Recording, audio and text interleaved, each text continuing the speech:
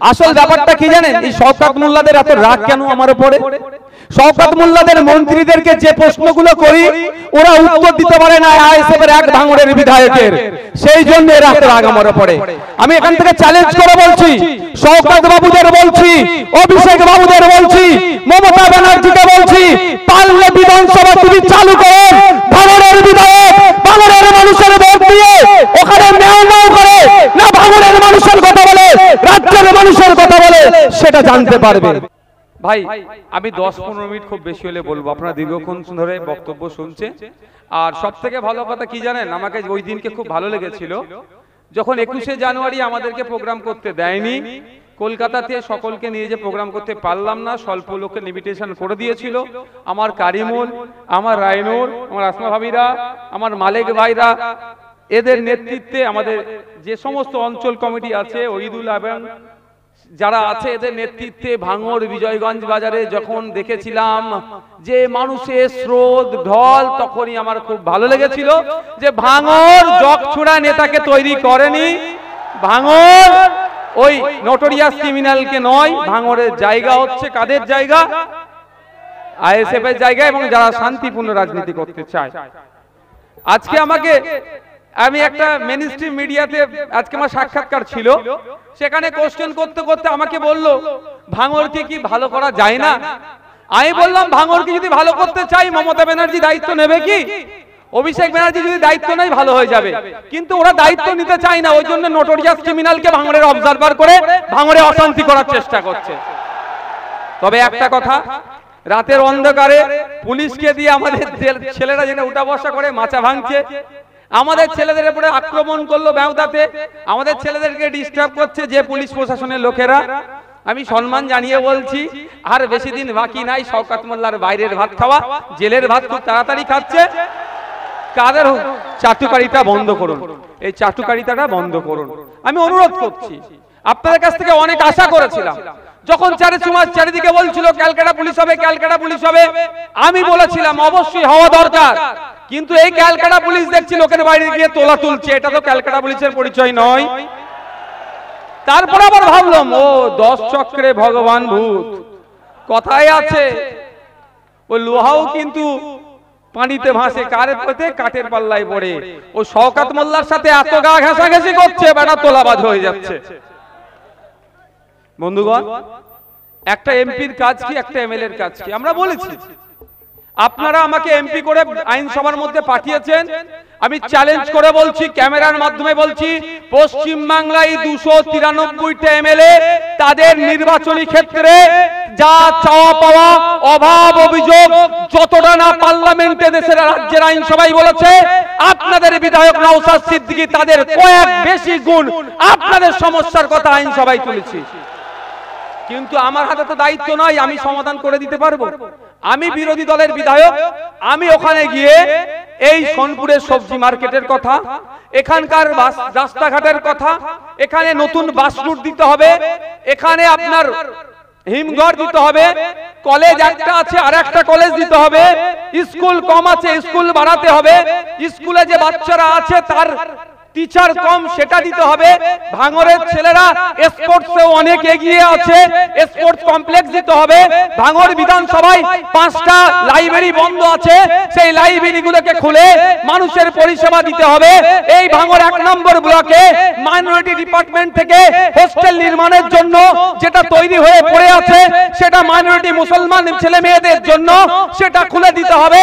এক কথায় এখানকার মানুষের আর্থসামাজিক যে চাহিদাগুলো আছে সমস্ত বিষয়গুলো, সেই কাঠের ব্রিজের পরিবর্তে কংক্রিটের ব্রিজ নির্মাণ থেকে শুরু করে খাল সংস্কার থেকে শুরু করে সমস্ত বিষয়গুলো আমি রাজ্যের আইনসভার মধ্যে তুলেছি। অপদার্থ শওকত মোল্লাদের সরকারেরা কর্ণপাত করেনি। এটা কিন্তু আমার দোষ নয়, দোষটা ওদের। আমি সমস্ত বিষয় ওখানে শুনিয়ে দিয়েছি যে আমাকে ভাঙড়ের মানুষ, লক্ষাধিক মানুষ ভোট দিয়ে তাদের প্রতিনিধি করে তাদের অভাব অভিযোগটা আইনসভার মধ্যে বলতে বলেছে, আমি গিয়ে সেখানে বলে দিয়েছি। কাজটা কি হবে? মুখ্যমন্ত্রীর কাজ হবে মন্ত্রীদের কাজ হবে অভাব অভিযোগটা শুনে সেটাকে সমাধান করা, কিন্তু অপদার্থ হিংসা পরায়ণেরা এরা আমাদের ডাকে সাড়া দেয়নি। ভাঙড়ের স্বাস্থ্য কেন্দ্র থেকে শুরু করে, স্বাস্থ্য কেন্দ্রের কথা বলছিল, ভাঙড়ে বিএলআরও অফিসে যে শওকত মোল্লাদের কিছু চেলা ছেড়ে রেখে আপনার জমি আপনার নামে রেকর্ড কাটিয়ে কারো নামে রেকর্ড করে বিক্রি করে দিচ্ছে, এরও বিরোধিতা রাজ্যের আইনসভার মধ্যে আমি করেছি। আপনাদের জনপ্রতিনিধি, আমার কাজটা হচ্ছে এটা দাও তো, হাতে মাইক দাও তো। আপনাদের জনপ্রতিনিধি আমি, আমার কাজটা আমি যথাযথ পালন করে যাচ্ছি। ভাঙড়ের কৃষকরা সংখ্যাগরিষ্ঠ মানুষ আছেন, এই কৃষকদের মাসিক আয় গড় যাতে বাড়ে তার হয়ে সওয়াল আমি বিধানসভার মধ্যে করেছি। আসল ব্যাপারটা কি জানেন, এই শওকত মোল্লাদের এত রাগ কেন আমার উপরে? শওকত মোল্লাদের মন্ত্রীদেরকে যে প্রশ্নগুলো করি ওরা উত্তর দিতে পারে না আইএসএফের এক ভাঙড়ের বিধায়কের, সেই জন্য এরা এত রাগ আমার উপরে। আমি এখান থেকে চ্যালেঞ্জ করে বলছি, শওকত বাবুদের বলছি, অভিষেক বাবুদের বলছি, মমতা ব্যানার্জিকে বলছি, পারলে বিধানসভা তুমি চালু করো। ভাঙড়ের বিধায়ক ভাঙড়ের মানুষের ভোট দিয়ে ওখানে মেয়র নাও করে না, ভাঙড়ের মানুষের কথা বলে, রাজ্যের মানুষের কথা বলে, সেটা জানতে পারবে। ওরা উত্তর দিতে পারে না। যখন এগ্রিকালচার মিনিস্টারকে প্রশ্ন করি যে কত টাকা মাস গেলে ভাঙড়ের কৃষকদের ইনকাম হচ্ছে তার তথ্যটা দিন তো, ও দিতে পারে না, বলে পরে দেব। আমি প্রশ্ন করেছিলাম লেবার মিনিস্টারকে, এই যে আমাদের লেদার কমপ্লেক্সে কতজন কাজ করছে তার তথ্যটা দিন তো, ওই মন্ত্রী বলছে আমার জানা নাই। তখন আমি বিধানসভায় প্রশ্ন করেছি স্পিকার স্যারের মাধ্যমে, স্যার আপনি বলুন কাকে জিজ্ঞাসা করলে জানা যাবে? উনি মন্ত্রী, লেবারদের মন্ত্রী, উনি শ্রম মন্ত্রী, উনার কাছ থেকে জানছি, উনি বলছে আমি জানা নাই। যখন আমি এটা বলছি তাহলে কাকে জিজ্ঞাসা করলে জানা যাবে? ওই শওকত মোল্লাদের দলের বিধায়ক থেকে শুরু করে আর শুভেন্দু অধিকারীদের দলের বিধায়ক সবাই হো হো করে উঠেছে। তো আমার কথাই, এক ছুচোবাজিকে ভাই যে আপনারা আইনসভার মধ্যে পাঠিয়েছেন ওরা পেরে উঠতে পারছে না, ওই জন্য শওকত মোল্লারা পুলিশ গুন্ডা মোস্তানের সহযোগিতা নিয়ে আমাদেরকে দমিয়ে দেওয়ার চেষ্টা করছে। ভাঙড়ের মাটি অত সহজ নয়, ভাঙড়ের মানুষ, ভাঙড় বাংলাকে পথ দেখায়, তাই ভাঙড় থেকে অত সহজে তাদের ভালোবাসার মানুষদেরকে মিটিয়ে দেওয়া যায় না। বন্ধুগণ, এখন লোকসভা নির্বাচন, লোকসভা নির্বাচনে আগে হয়তো আমার নামে অনেকে অনেক কিছু বলতে পারে। কি বলতে পারে? 5 বছরের বিধায়ক কি করেছে শুনুন, আপনাদেরকে বলি, বুক ঠুকে বলবেন একটা কথা, যে আমাদের বিধায়ক বারবার বলে যা করে তার ডকুমেন্টস রাখে, কোনো উল্টো পাল্টা কাজ করি না। ভাঙড়ের আমার এমপি ল্যাডের থেকে উন্নয়নের জন্য যেগুলো আমি করতে চেয়েছি, কোথায় মন্দিরের সামনে লাইট দরকার, শ্মশানে তাদের দাহ করার পরে তাদের স্নান করার সময় যে ঘাটের প্রয়োজন আছে তার কথা বলেছি, কোথায় মসজিদে যাওয়ার জন্য লাইটের প্রয়োজন আছে, তাদের পানীয় জলের সমস্যা আছে, সমস্ত বিষয়গুলো কিন্তু আমার হাতে তো টাকা আসে না, আমি নোট করে ডিস্ট্রিক্টে পাঠিয়েছি, কিন্তু এই শওকত মোল্লাদের অপদার্থ সরকার আমাকে সেটা কাজটা চেপে চেপে রাখছে। তবে একটা কথা বলি, আমি বিগত দিনে বলেছি, আজকেও বলেছি, আমার পক্ষ থেকে মানে আমার দায়িত্বে বছরে 60 লাখ, ওটা বেড়ে 70 লাখ হয়েছে। যে 5 বছরে যে টাকা বরাদ্দ হবে, আমি আপনাদের বলি, যদি সরকার আটকে রাখে, আমি মানুষের কাছ থেকে ভিক্ষা করে নিয়ে এসে এই 3 কোটি 3.5 কোটি টাকা ভাঙড়ের মানুষের জন্য খরচ করব। 1 নম্বর কথা। আর 2 নম্বর কথা, আমার ভাগের টাকা আমি কি করে বার করতে হয় আমি ভালো করেই জানি। 5 টাকার পেনের খোঁচাতে আর আবুল সাহেব এখন জেলের ভাত খাচ্ছে, আগামী দিনে শওকত সাহেব জেলের ভাত খাওয়াবো।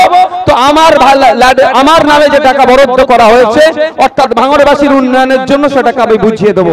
তবে একটা কথা আপনাদের বলে যাই, আপনারা দায়িত্ব নেবেন, আপনাদেরকে দায়িত্ব নিতে হবে যে আমার 5 বছর শেষ হওয়ার সাথে সাথে 5 বছরে এই টাকা কোথায় কিভাবে খরচ করেছি, কোথায় কত টাকা খরচ করেছি, এবং এই 5 বছরে একজন এমএলএ হিসাবে কি কি পারফরম্যান্স করেছি, আপনাদের জন্য কথা কথা বিধানসভায় বলেছি, কৃষকদের জন্য কথা কথা বিধানসভায় বলেছি, হিমঘরের জন্য কি কি দাবি তুলেছি, ভাঙড়ের স্পোর্টস কমপ্লেক্সের জন্য কি কথা বলেছি, ভাঙড়ের হোস্টেলের জন্য কি কথা বলেছি, ভাঙড়ের কলেজের জন্য কি কথা বলেছি, সমস্তটাই আমি কাগজে ভরে খামের মাধ্যমে মাধ্যমে আরাবুল সাহেবের বাড়ি থেকে শুরু করে টাইচার সাহেবদের বাড়ি পর্যন্ত পৌঁছে দেবো, সমস্ত ভোটারদের বাড়ি আমি পৌঁছে দেবো, খামে ভরবো, আর 5 বছরের পারফরমেন্স কি আমার সেটা ওখানে জানিয়ে দেবো। ব্যাপারটা হচ্ছে এখন লোকসভা নির্বাচন, আমরা যাকে 2019-এ লোকসভায় পাঠিয়েছিলাম এই আমাদের সুখ দুঃখের কথা বলার জন্য, যখন সিএ এর বিরুদ্ধে বিল পাস হচ্ছিল তার বিরোধিতা করার জন্য, কিন্তু দুঃখের বিষয় আমরা যাকে লোকসভায় পাঠালাম আমাদের কথা বলেনি। বলা তো দূরের কথা, লোকসভায় গিয়ে দাঁড়ায় না।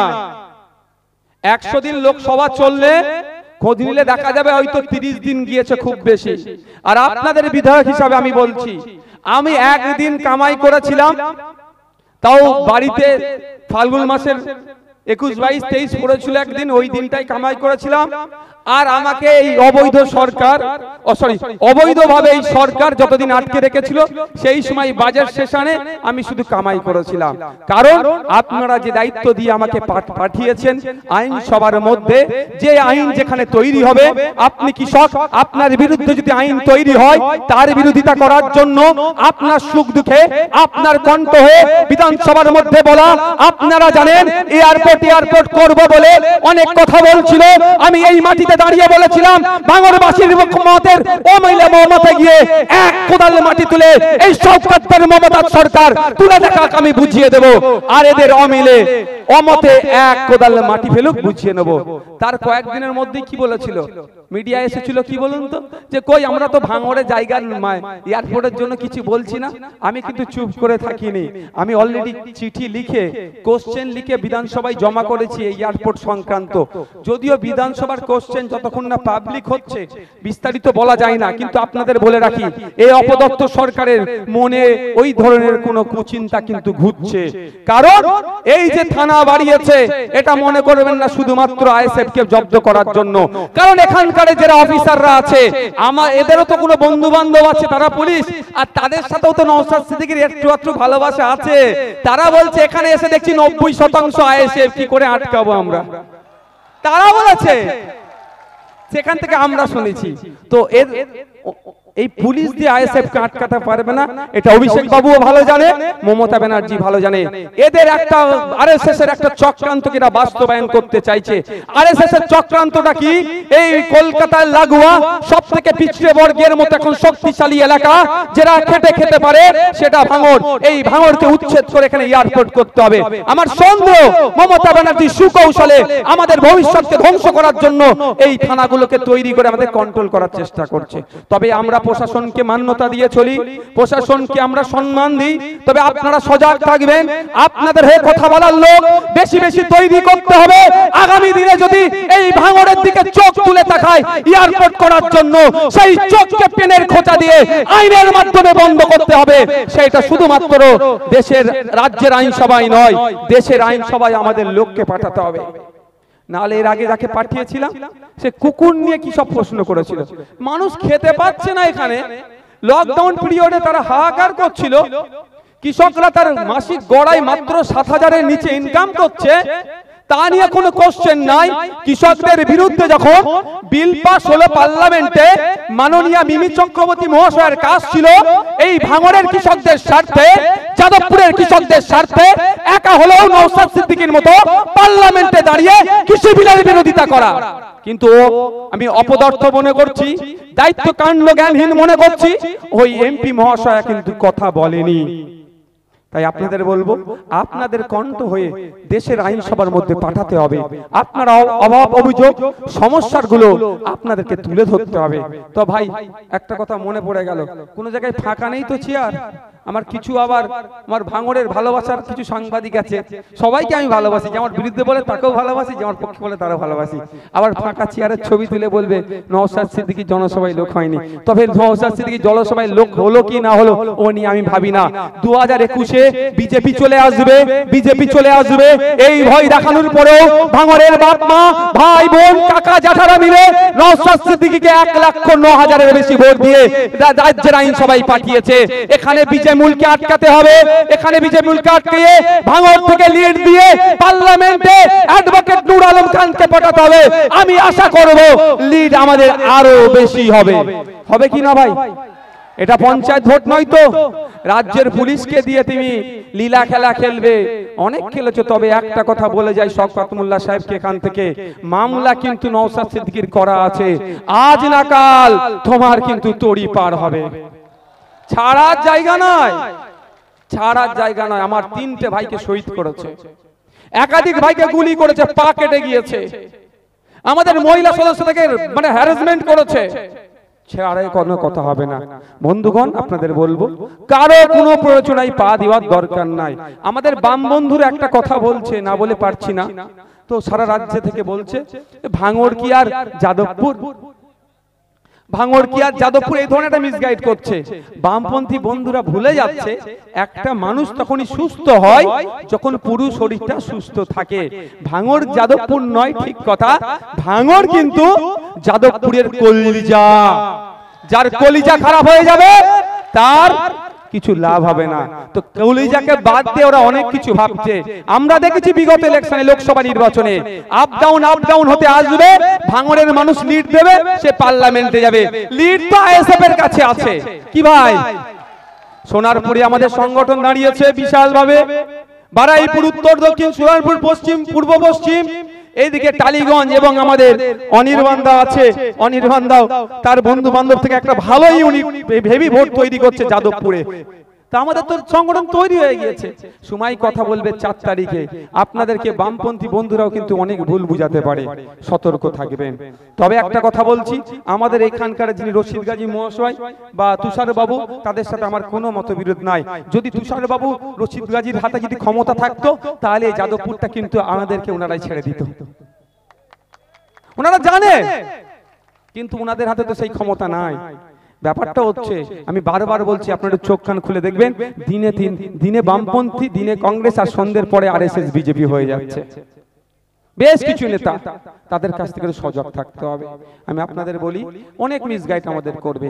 আপনারা বাড়িতে ফিরে যাবেন, আপনারা দায়িত্ব নেবেন, আগামী জুন মাসের 1 তারিখে সকাল সকাল কোথায় ভোট দেবেন? সকাল সকাল খাম চিহ্নে ভোটটা দিয়ে আমাদের এখান থেকে ব্যাপকভাবে লিড দেবেন।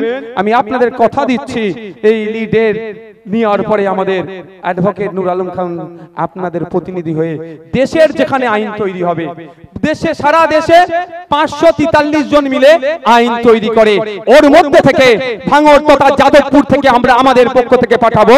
যে আইন তৈরি হবে যদি জনগণের বিপক্ষে যায়, শ্রমিকের বিপক্ষে যায়, কৃষকদের বিপক্ষে যায়, ছাত্র যুবর বিপক্ষে যায়, বলিষ্ঠ কণ্ঠে তার প্রতিবাদ করবে এবং ভাঙড় সহ যাদবপুরের মানুষ সহ রাজ্যের মানুষ সহ দেশের মানুষের হয়ে বলিষ্ঠ কণ্ঠে আওয়াজ তুলবে।